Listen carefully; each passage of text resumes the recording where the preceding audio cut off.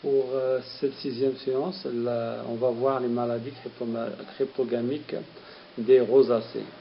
Donc, exemple, le cas de la cloque foliaire du pêcher et de l'amandier. L'agent causal, c'est Taphrina deformans, fait partie de la classe des ascomycètes. Regardez les symptômes sur feuilles qui sont enroulés et bien déformés.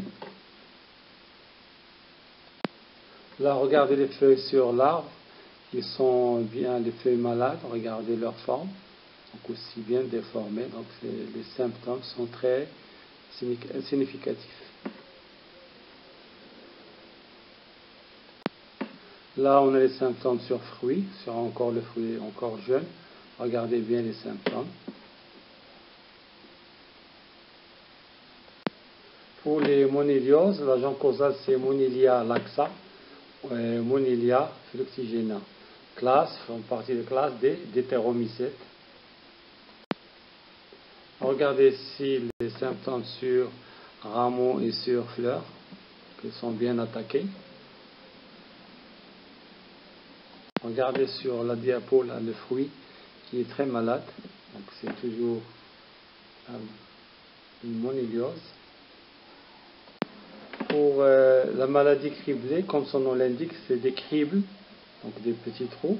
L'agent causal c'est Coriolanum pigerenki, classe des Deuteromycètes.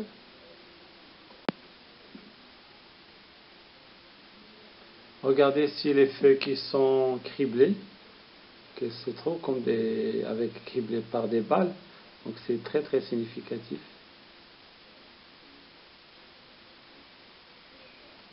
Là on voit des cribles aussi sur le fruit, un fruit malade, donc c'est toujours la maladie criblée.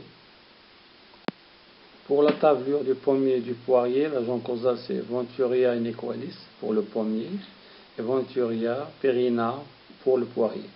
L'agent pathogène fait partie de la classe des ascomycètes. Ici, c'est symptômes sur feuilles. Regardez des taches qui sont de couleur un peu grisâtre, vert allant au brun.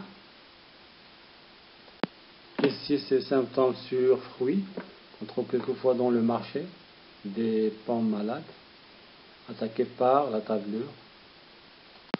Pour l'oïdium du pommier et du poirier, l'agent causal c'est Podosphaera leucotrica, fait partie de la classe des ascomycètes. Regardez les symptômes sur jeunes feuilles et bourgeons, donc sont attaqués. Là, ce sont les symptômes sur des feuilles adultes. Regardez l'oïdium, là, c'est un duvet blanchâtre sur la face supérieure des feuilles.